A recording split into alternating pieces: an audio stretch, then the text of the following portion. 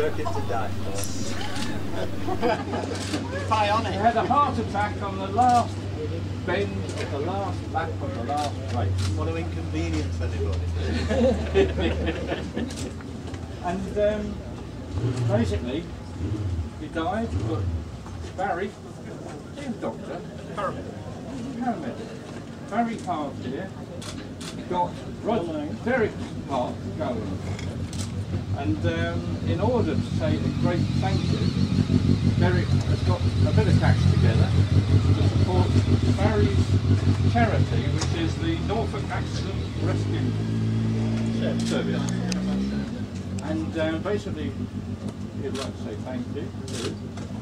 And we'd all like to say thank you very much as well. Yeah. And because of that, we've added a bit more to the fund, and we've got over £600.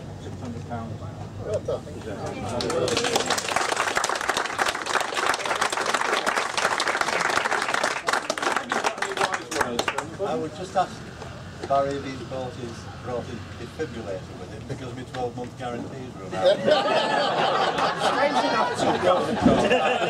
Alright. Are you ready for, yeah, so if you just sort of put the bucket between you, get to shake hands.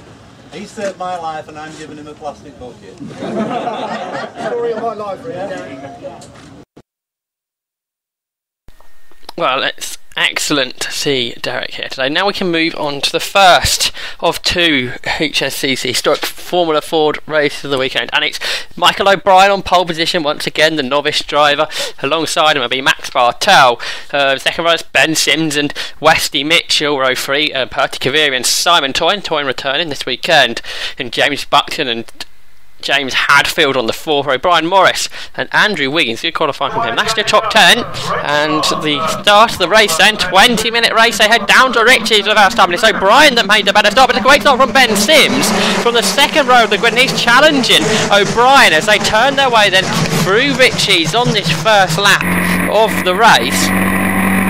They head down towards the hairpin, the Montreal hairpin, on board with the Kaviri, and it is O'Brien that leads, and Bartel has got second, back away from Sims as they turn their way through the hairpin. And this is Westy Mitchell trying to come past Kaviri. Kaviri's made a good start as well, because he started down in 5th, he's up to 4th position now. Out of Palmer they come then, and down towards the Agostino the hairpin, the second of the hairpins on the new Snetterton 300 circuit, and Sims has got back ahead of Bartel. Around the outside he goes, and in 4th is Kaviri, and Westy Mitchell under threat now, because that's Simon Toyne that's come up on the inside of him.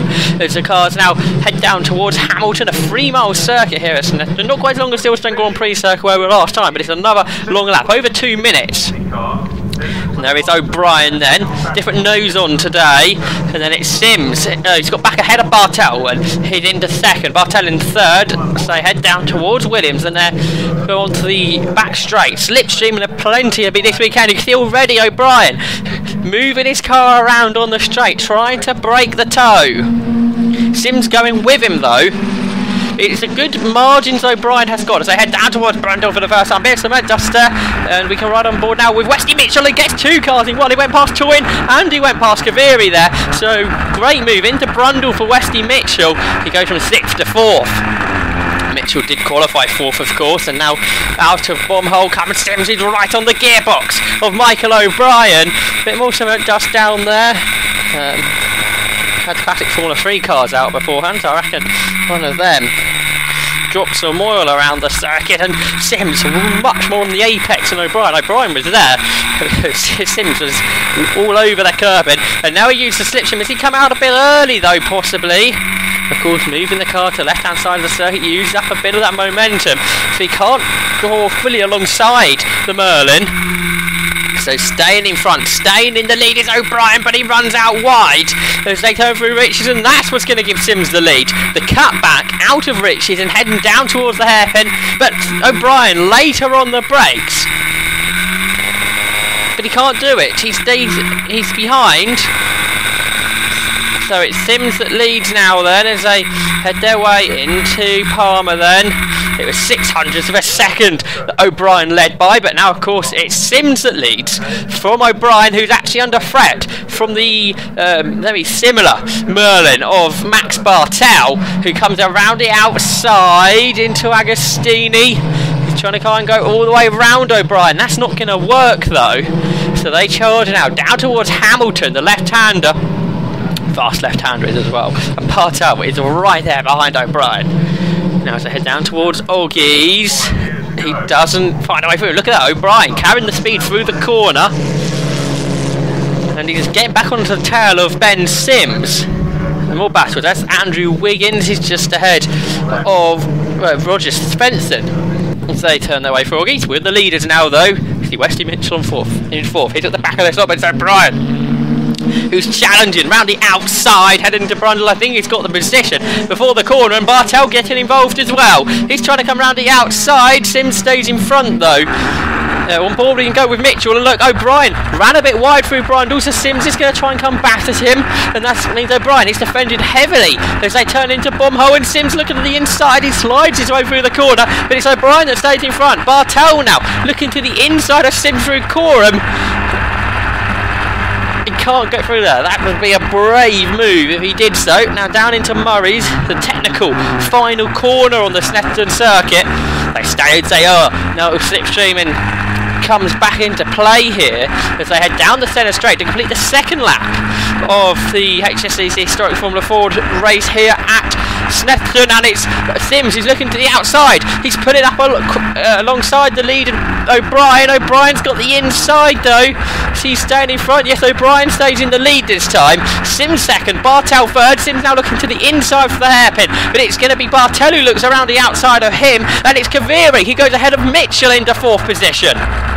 It's O'Brien, Sims, Bartel, Kaviri, Mitchell. That's your top five now as they head down towards Palmer then for the third lap of this race. And we should squeeze 10 laps into this. The lap times, well, not that last lap was 2:11.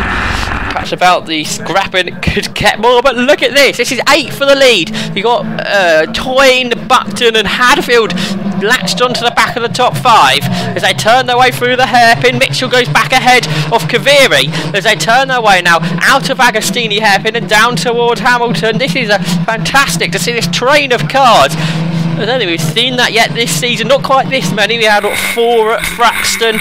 We had 5 or 6 at Silverstone until Michael O'Brien managed to break away. We've got 8 here on the third lap. It was 5 minutes complete, about a quarter into this one. So turn on to Williams and out onto the back straight, onto the Bentley straight. You see St using a lot of the road on the exit of the corner. He's sitting in the slipstream of Michael O'Brien now. You can see how the toe works. It brings you now up alongside of O'Brien, and later on the brakes is Sims. He takes the lead then. The Jomo to the front. Then we go a bit back in the order. This is on board with Alex Meek as they turn their way onto the back straight in a moment. It's Dan Stanzel who's in front of us. So we head on to the Bentley straight. This is a good scrap. You can see scraps all the way down the order then. The Snetterton circuit really bringing up some good dices. At the front of this battle, at least when they crossed the line, was Chris Sharples. He was just ahead of Kevin Stanzel, who's in there as well. That's Dan's father. Who else is in this scrap then? So behind Stan, so we've got Keith Farrance, ex-Formula V driver, coming into this weekend. John Crowell, and then you've got Danny Stanzel, who's got ahead of Alex Meek on this lap. We'll ride on board of Meek then. Through Coram Curve and the left-hander at Murray's, you can see the battle's definitely on. Power on, and look at that, Stanzel using the slipstream to dart out, trying to get alongside Crowell if we come across the line. Perhaps he dashed out a little bit early there, perhaps a bit too fiercely as well. Just scrubbed the speed off. Now Rich is it, Stanzel looking up on the inside, the back end, don't cut away from him, and half spin there for Danny Stanzel. I think he managed to put the car right back in the right direction, but that was a bit of a scary moment for him. Back to the leaders then. You can see James Buckton just dropping off the top 7, and Max Bartel's putting the challenge on for second, but instead it's Wesley Mitchell who comes around the outside of him. Mitchell ex-champion. Silverstone last time out was his first drive in that car for 3 years, and it'll be his son Sam who won the championship Championship last season, who will take to the car at Cadwell Park after completing his A-levels. But it's Kaviri who's on the inside of Mitchell as they turn their way through Augies, and he gets it done. James Buckton definitely falling back. I'm not sure if he's got a problem there. Certainly though, he dropped back at the beginning of this lap. Perhaps a mistake, I wonder, for Buckton in the first part of this lap. On board with Bartel, Max Bartel then, in the Merlin Mark 20. As is car in front of us, Michael O'Brien, who's going round the outside now of Ben Sims to take the race lead. So O'Brien does what Sims did to him last lap. Perhaps the youngster learning from the master Ben Sims. Look at that, Sims drifting his car through Bombhole. But out of the three of them, it's Bartel that carries the speed. He's looking around the outside at Coram Curve. He's not going to go round him there. So it's Sims that stays there in second, and still leading the way is O'Brien. Turn away from Murray. O'Brien just backing them up through there. He knows it's not really an overtaking opportunity. Then gets a slingshot out of the corner. But of course, with how the toe works here in Formula Ford, Sims can sit in that. He's come out of it now because he's drawing up alongside O'Brien and Bartel, who stays there. He's now getting the best of both of them, but he doesn't hide at 3 wide into Richies. He's not a risky monster to take. We're not quite halfway through this one yet, so I think that was a risk that really wasn't worth taking. So Bartel got out of that, and O'Brien still leads. It's Sims in second, and then Bartel are on board with in third position, but Sims gets the better run out of the hairpin. So now coming around the outside of O'Brien as they turn through Palmer. This is a fast left-hander, and Sims drifts his car back onto the apex later than O'Brien and takes the lead. Great move from Sims outwards. So Sims leads. Now Bartel coming up alongside O'Brien on the white line with his inside 2 wheels, and now O'Brien darts to the outside of Sims. So Sims has still got it in the Jomo. His second position is O'Brien, third is Bartel, and Perty Kaviri, they're all over the back of him. And then we got in 5th position, Westy Mitchell, so it's 5 for the lead. On board with Mitchell we can go, as we head down towards Oggies. Down a gear. So Sims that leads, to Williams. Again, not an overtaking opportunity, but then suddenly the slipstream comes into effect, and this is one of the main overtaking paces. Down towards the S's, Brundle and Nelson. We're going past Kaviri. Leaders all going at it as well. Sims holds the lead. No, I think that's O'Brien. Yes, Michael O'Brien leads now. Then O'Brien's gone ahead of Sims.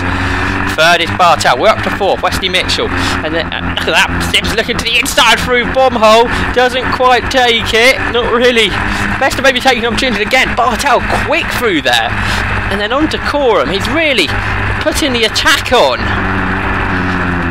Not really places you want to pass, but being quick through there means you're right in the slipstream ready as we head down the centre straight. Mitchell there as well. Complete lap 5, which we believe to be the half lap in this one. Top 5 separated by 1.3 seconds as they cross the line. Top 4, 6/10 of a second. Side by side for the lead. Sims tried to go around the outside of O'Brien, couldn't do it. Bartel stays third, Mitchell 4th, Kaviri in 5th. Down towards Montreal hairpin. Bartel squeezes up on the inside of Sims. Both Sims and O'Brien ran out a bit wide there. And Sims then and O'Brien have the speed off of the corner, using the banking of the corner to their effect. Oh, look at Bartel carrying the speed around the outside of Palmer. Mitchell was trying to come up on the inside of him, couldn't do any of that. Toyne and Hadfield just dropping away now from this top 5, all spread out down the straight in towards Agostini. O'Brien, Sims, and Mitchell's gone third. Mitchell ahead of Bartel at the hairpin. So now they put the power on. It's start even Toyne's had a spin at the Agostini hairpin. We go back to the leaders because Sims is on the inside of O'Brien as they head through Hamilton. He goes through. Bartel coming past Mitchell as well. We're on board at Kaviri as we head. Oh, he's late on the brakes. Oh, he just tagged the back of Bartel there, which lost him a bit of time. I don't think there's any damage done to either car. You can see Kaviri just tapped the back of Bartel, but Mitchell's gone third. Sims has took the lead as they head now down the Bentley Straight, head down towards the vehicle bridge, and then they turn left into Brundle. They're going side by side for the lead. Sims and O'Brien, that is. So turn left through Brundle and then the right. at Nelson. Oh, Bartel's put 2 wheels on the grass there. So he slid out wide, stays on the tarmac though, but he put 2 wheels on the grass as he turned right into Nelson, and that's allowed the top 3 to break away. We're on board with Perty Kaviri, and now we're going board with Danny Stanzel, heading down towards the Agostini hairpin. As they good battles throughout the field, we concentrate on the race leaders, but really something all the way down the field. We have the battles. 26 car grid as well. That's sort of the norm this season. We had nearly 40 at Silverstone on the Grand Prix circuit. The next round's Cadwell Park. We're going board of Alex Meek now. Meek being chased by James Lovett here. Looking in the rear view camera for Meek. We're going over to Cadwell Park in a couple of weeks, 21st, 22nd of June. Join us for that one day, one race each day. Oh, Meek there struggling out of the hairpin. That's allowed the 81 of Lovett back through in the Lola. And then after Cadwell we head to the Brands Hatch Grand Prix circuit on the 13th of July. Here come the leaders then out of Palmer. It's Sims then that leads. It's O'Brien though, who darts to the inside. He locks up the brakes, but he's gone through. Is he going to run wide on the exit? Doesn't look like it. Sims has probably got a better run out the corner. I think O'Brien has gone through. Yes, he has. Yes, he goes in front of Sims. It's Mitchell there in 3rd position. Down towards the right-hander at Augies now. 5 of them still there. Bartel bringing himself back in there, and battle continues between Alex Meek and James Lovett. Meek goes back through ahead of him. It's Keith Archer's part. Let's go back to the leaders though. They're heading down the Penley straight. They're all getting the slipstream off of each other. Sims coming along O'Brien. Westy Mitchell coming alongside both of them to take the race lead, does he? As they turn with the left-hander. And Brundle, yes, he takes the lead. Westy Mitchell leads the way. Then we go on board with Ben Sims. Oh, Mitchell's lost it on the exit of the corner. He spins. Sims on the grass. He recovered though. He's got the lead, even though he's taken to the grass there. So through bomb hole he goes. Let's have a look at that. On board with Bartel. The top 3 were side by side, heading into the S's. Turns for the Michael O'Brien spun as well. O'Brien spun, and then Mitchell spun.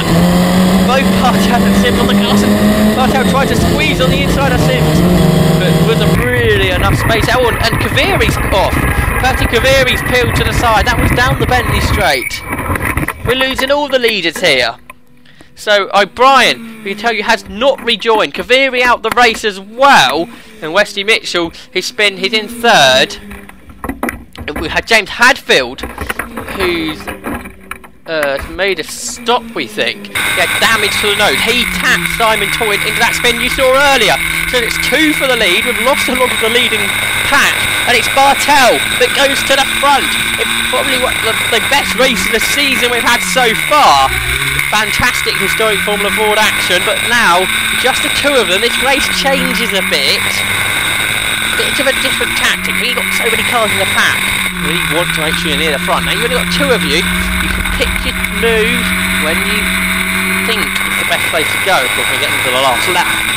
It's been such a long last lap.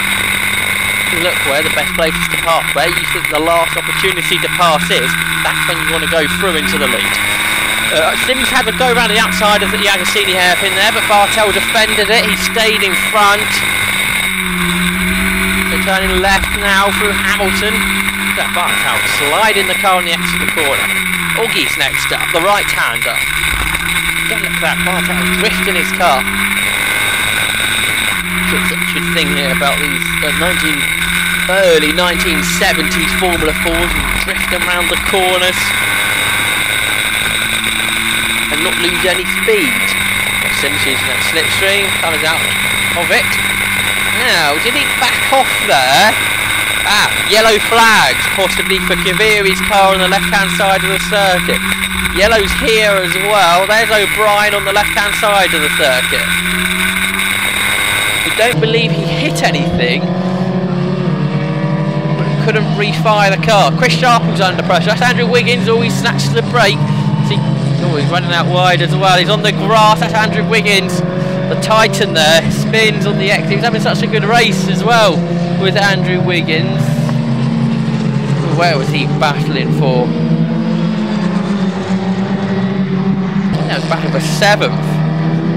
Unfortunately spun out of that. Chris Sharp has got a bit easier there now. So there's Gareth Paul. He's battling with Julian Pearce. Another battle as well. You can see all the battles all the way through the pack. That's Cliff Gray. They were in his first Formula Ford race last time at Silverstone. Gary McVeigh is battling with. Back to the leaders though. Bartel on the inside, Sims on the out. Yeah, so we think last time the reason Sims backed down a bit there was a yellow, so for a moment I wondered if he was playing tactical. Oh, Bartel hugely sideways. Well, he was going to go round then. That was a very big slide round a very quick corner. But he held on to it. And now he's defending the line, but Sims trying to come round him. Couldn't do it.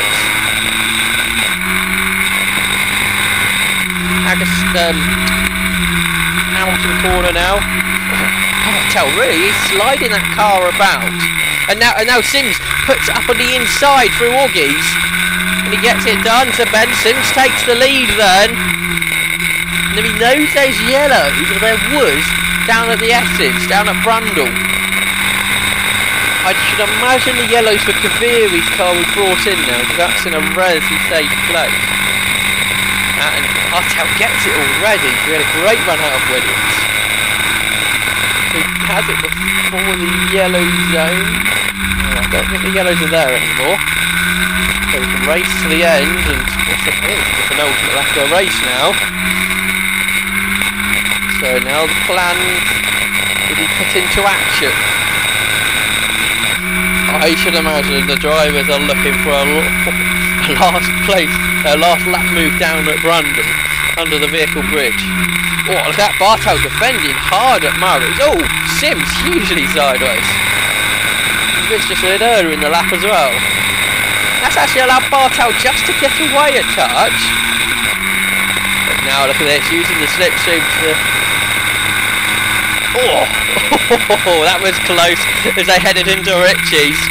Sims takes the lead out. He's so near to run into the back of Bartel, who was placing his car, as he has every right to do so, in the middle of the circuit. But it's Sims that leads now, heading into Montreal hairpin. But he's left the car whip, and that's because Bartel's there. So Bartel goes back to the front. But Bartel leaving a car whip for Sims. You can see the respect these two drivers have for each other. They can battle side by side. See it down the centre straight as well. Bartel left just a car whip for Sims, and he took that car whip. It was close, but he took it and took the lead. Not for very long though, because Bartel back in that position. Sims using a lot of curbing through Agostini's there. Down to Hamilton then. Final lap. Bartel's got a good gap here, you know. Is it big enough? Look at this, Sims carrying the speed to Oggies though. He knows that gap's a bit big that Bartel's got. In Formula 4 terms, we should add. In the other championship, that would be a pretty close battle. But Bartel far through Williams, and I think he's got that, you know. I think he has been able to hold that down the Bentley straight. Battle going on here, continuing between Lovett and Meek. They're running, in fact, yeah, there's Lovett. James Lovett then in front as they turn their way with a left-hander at Palmer. Out the corner they come then, heading down towards the left-hander at Agostini, and the slipstream being used there from Meek. He now comes up on the inside line, and he goes through at the hairpin then back into that position. But across the line, and it is Max Bartel that takes the win. It's overjoyed. That's his first ever race victory. Max Bartel, he really had to work for that, didn't he? The whole 10 laps, the whole 20 minutes was pure action. And there's the results. It was a 2-10 victory from Bartel. He judged that last lap perfectly. Ben Sims in second, Westy Mitchell held on for third, Simon Toyne in fourth, Brian Morris, didn't really see him, he finished in fifth position, Chris Sharples was sixth, Kevin Stanzel, somebody else we didn't really see, was in seventh, James Lovett got back ahead of Alex Meek for eighth position, John Corral completed the top 10 of the first race here at Snetterton.